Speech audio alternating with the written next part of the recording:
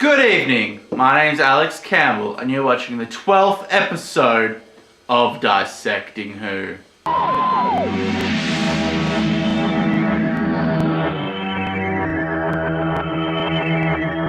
On this episode, I'll be dissecting the Tom Baker classic, The Revenge of the Cybermen. This episode was written by Jerry Davis and it first aired on the 19th of April, 1975. Now in this serial, we go back to the Ark in Space, as seen in The Ark in Space and Sultan Experiment.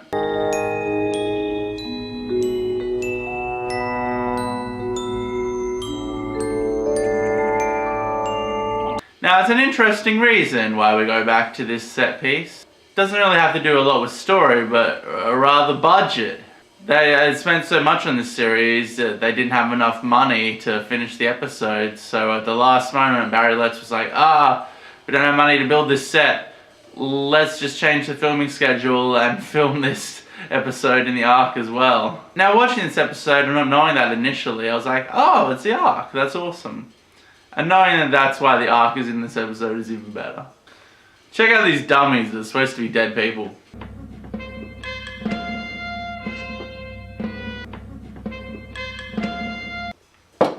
I mean, I know they have a low budget, but couldn't they just have gotten crew members to lay down in the uniforms? Or some people, volunteers or something?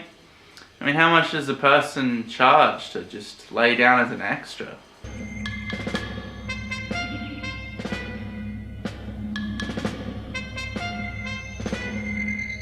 So the basic plot of this story is Harry, the Doctor, and Sarah come back from their escapade on Skaro back to the Ark in Space sometime later.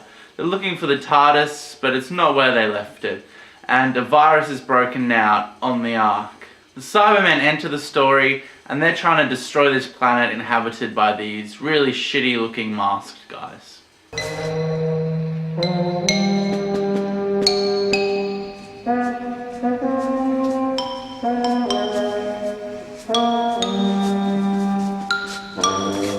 Now, while I admire the fact that they tried to do hardcore aliens and they didn't just dress up actors with pointy ears, these guys don't work. I mean, it looks shitty and it really breaks the immersion. No one suspects that Vogel's inhabited, that this is the famous planet of gold. We remain safe. Safe? You have the philosophy of a cringing mouse, Tarum. And you're a gambler with a mad thirst for power. That's why I no longer trust you and the Guardians. I don't hate them, but I just think from a filmmaking perspective that it doesn't really work.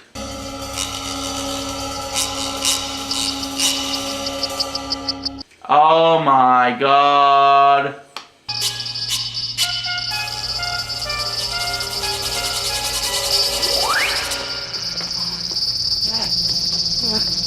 That is great acting.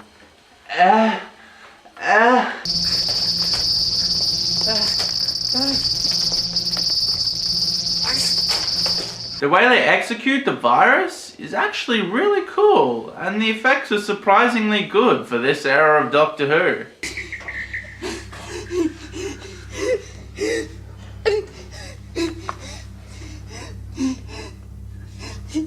So when they go down onto the planet, these guys, these aliens, have miniature boats. Check it out.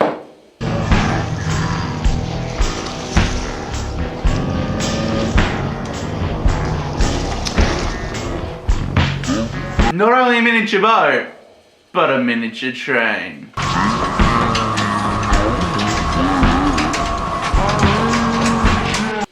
have no fucking idea what's going on in this scene. In your calendar, Tarum, in your cowering, furtive underworld life. If we survive, I will face trial gladly. I will give the people my reasons. I wanted to free them from this tyranny of dark living rock. Living the way we had for generations, at least we were safe, Boris. Safe from the genocidal threat of the Cybermen. I had a dream. A folly conceived out of arrogance through overweening ambition. We could have traded with other worlds, exchanged our gold for armaments. We could have been strong enough to defend ourselves against Cybermen or any other attackers. Counselor, we are beaten. Our people withdraw, refusing to attack the Cybermen. You know, they have only light armaments. Nothing that can affect your Cybermen. This is the main shaft? Yes, this is a shaft I explored for you. It runs right to the core of Voga. I bet you enjoyed exploring that shaft. Yes, this is a shaft I explored for you. So the Doctor is strapped to a bomb and then transported down to this planet.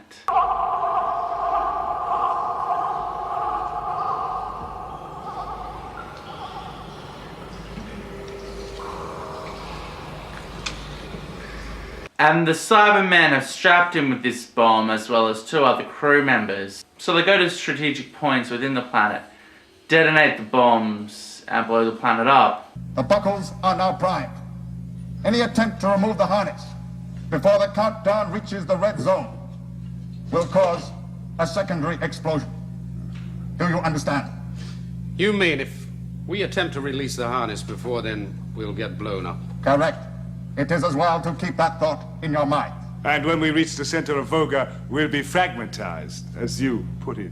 Now all I could think was, why don't the Cybermen just plant the bombs themselves? It seems far less complicated and 1,000,000 times more effective. This serial is one of few in this era and a lot of Doctor Who eras which doesn't have Dudley Simpson doing the incidental music. Listen to this track though. The guy who did it was kind of hit and miss. But I really thought the music in this scene was fucking cool.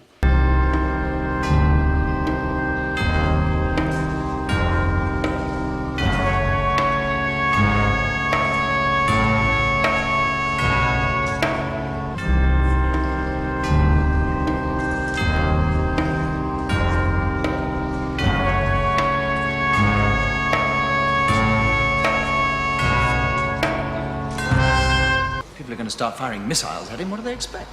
If that girl reaches the beacon and starts blabbing about the rocket, the Cybermen will explode their bombs.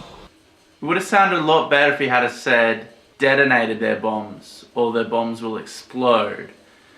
I think one of the main problems with this serial is the scripts weren't fleshed out and they still had a lot of work that should have been done on them before they were shot. I mean, a lot of the subplots with these stupid prosthetic guys is confusing. And it's not thought out and you're kind of like, what is going on? Why am I invested? Who the fuck are these people? Why do they look so stupid? Unless we are provoked for us, then we shall sweep you aside. Yeah! Mini boats!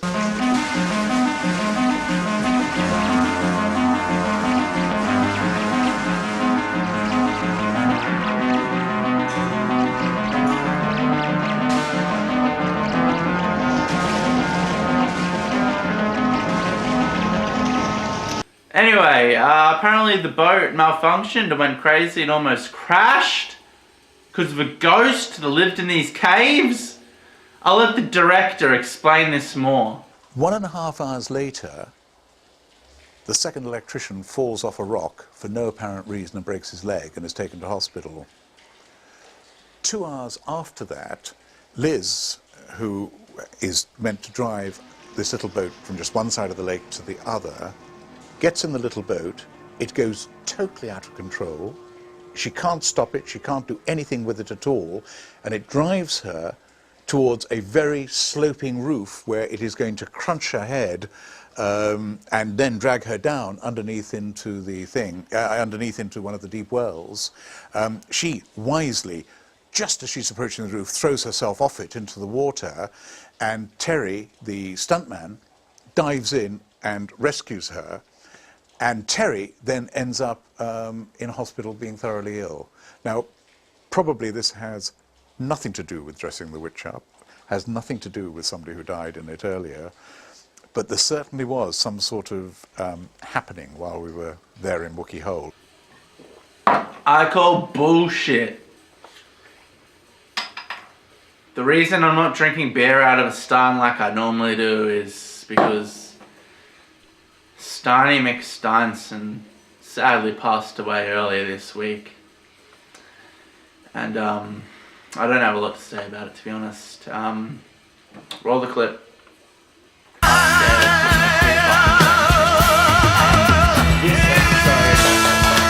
What it is, what it's on, is I wish I had stumbled across this clip when I was reviewing Robot, the Ark in Space, the Solitaran Experiment, and the Genesis of the Daleks. I would have used it so much. It's so great. Did you make the rocks fall, Harry? Well, I suppose I must have done, yes.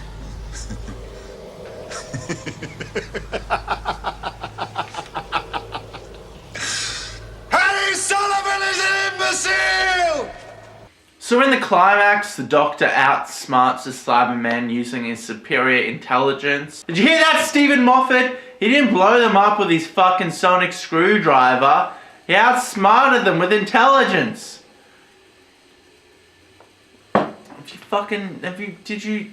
Just cute, man. I don't know what's going on here.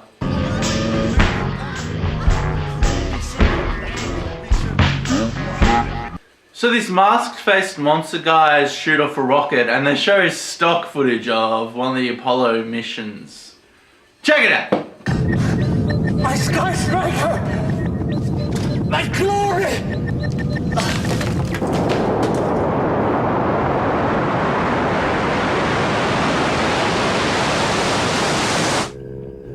Now, they have miniatures in this episode and they look really cool and retro and corny and it works. Check out the Cybermen's ship exploding.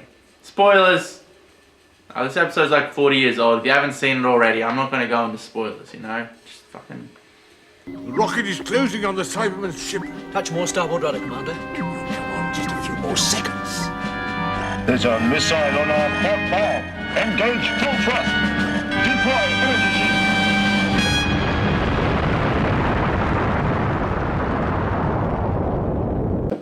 Anyway, my point is the miniatures look cool, and I don't know why they couldn't have just had one more miniature shot of a rocket blasting up.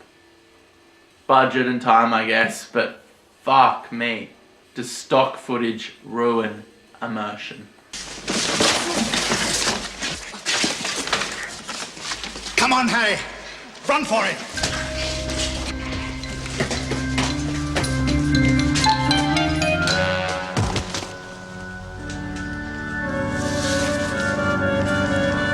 Allah Akbar!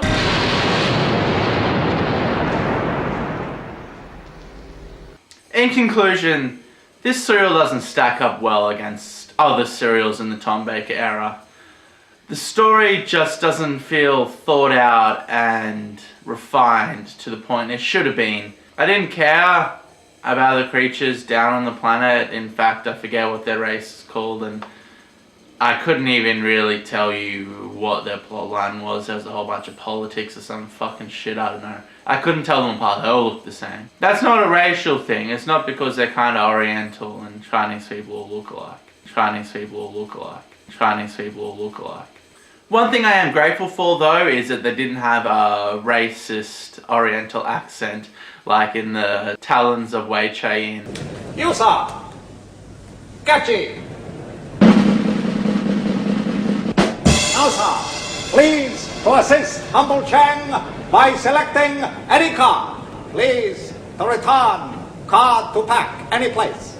Tom doesn't have much airtime, and the Doctor's storyline is kind of the sub-storyline in this serial, and these stupid masked guys and Harry kind of take the limelight. And we all know that Harry Sullivan is an imbecile! Thank you for watching, and it would really help out if you could like, subscribe, and in the comments tell me how I got all the facts wrong and how my opinion is null and void. Thank you, and good night!